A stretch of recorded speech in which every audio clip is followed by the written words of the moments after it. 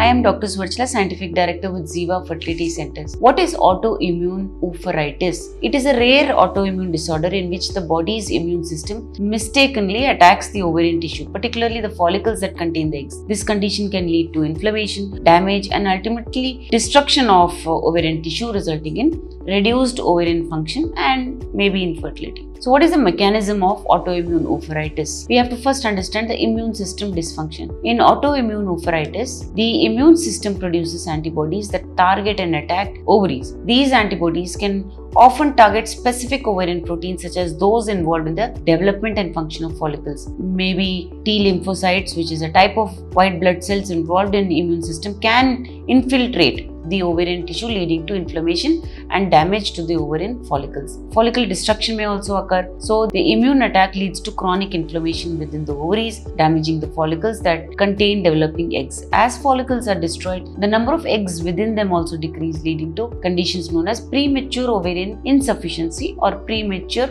ovarian failure. In insufficiency, the ovaries fail to produce sufficient estrogen and ovulation becomes extremely irregular or maybe stops sometimes, and this can significantly reduce fertility. Hormonal imbalance can also happen. The destruction of these ovarian follicles disrupts the normal production of sex hormones, particularly estrogen, progesterone, and the hypothalamic pituitary ovarian axis is affected. This can lead to irregular menstrual cycles or amenorrhea. Elevated levels of follicle stimulating hormones are often observed in women with autoimmune oophorytis because the pituitary gland attempts to stimulate underactive ovaries by generating more FSH. So what are the symptoms?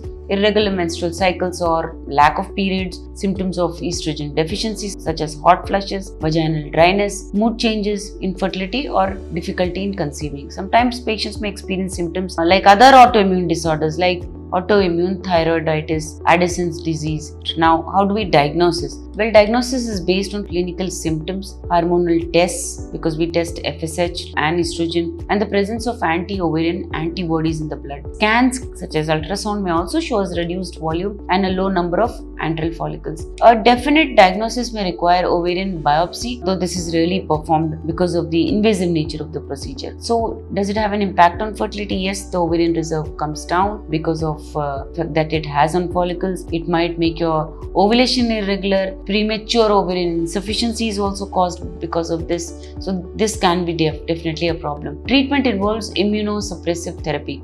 In some cases, immunosuppressive drugs such as corticosteroids may be used to reduce the immune system's attack on the ovaries. But this is not a very common treatment option. Hormone replacement therapy may also be given.